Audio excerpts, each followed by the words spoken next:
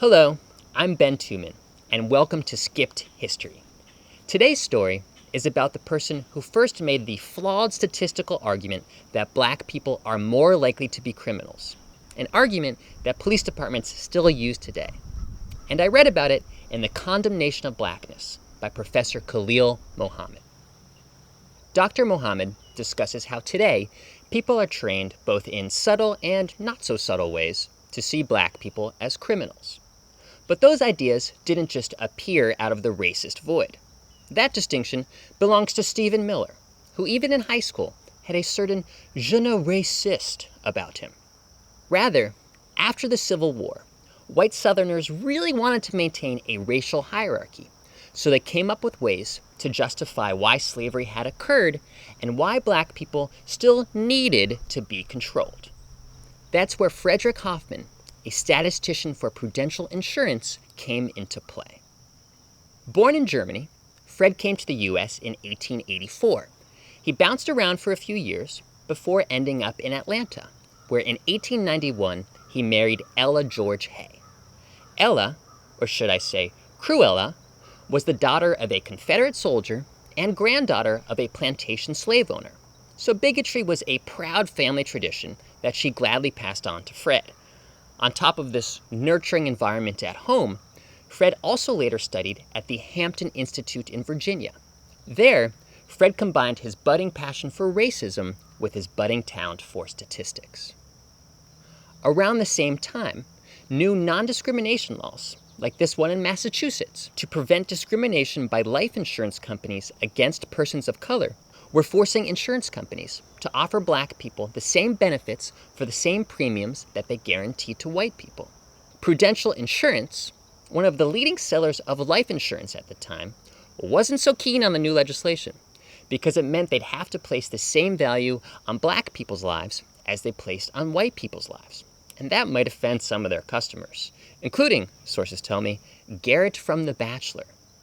So Prudential hired Fred to prove that discriminating against black people was statistically justifiable. Fred came through, and then some. In 1896, he published Race Traits and Tendencies of the American Negro, the first book-length study to include a nationwide analysis of black crime statistics.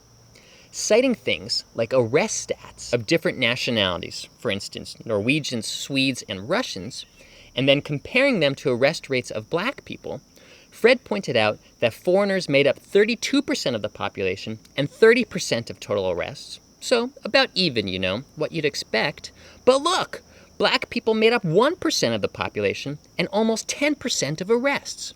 To which you and I might say, yeah, doy. You're comparing arrest rates of people who'd been enslaved and still faced systemic discrimination with the whitest people in the world.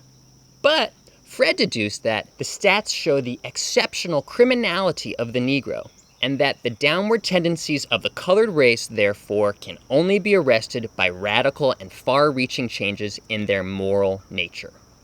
In other words, using analysis on par with the time I wrote a paper saying all endangered whales should move to Des Moines, or when Ted Cruz analyzes anything at all, Fred drew the sweeping racist generalization that black people were more likely to be criminals because of who they were, because of their inherent moral nature. And as it turns out, telling a corporation and white supremacists that their views are valid is a winning strategy in America. Fred's innovative tactic of blaming crime on race was picked up by intellectuals who spread the idea to the general public and to legislators looking to justify the Jim Crow laws that were then taking shape. And though Fred has disappeared from most history books, unlike his wife, who, I have to admit, is talented, we still see Fred's argument in use today. For instance, do you remember Stop and Frisk, in which 90% of the people stopped were people of color?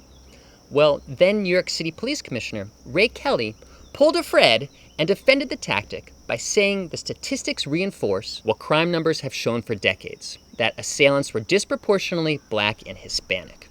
In his book, Dr. Muhammad also cites the example of the Ferguson Police Department, which after facing accusations of systemic racism in the wake of killing 18-year-old Michael Brown in 2015, also pulled a Fred and said that harsh and disparate results were not problems with police or court practices, but instead reflect a pervasive lack of personal responsibility among certain segments of the community. Put another way, certain segments of the community have problems with their inherent moral nature. Sadly, we still feel Fred's legacy in other ways too. 20 years after the publication of Race Traits, he would leverage his growing reputation to torpedo the U.S.'s first and maybe best attempt ever at adopting universal health care. Tune in next time to learn more about that bit of skipped history.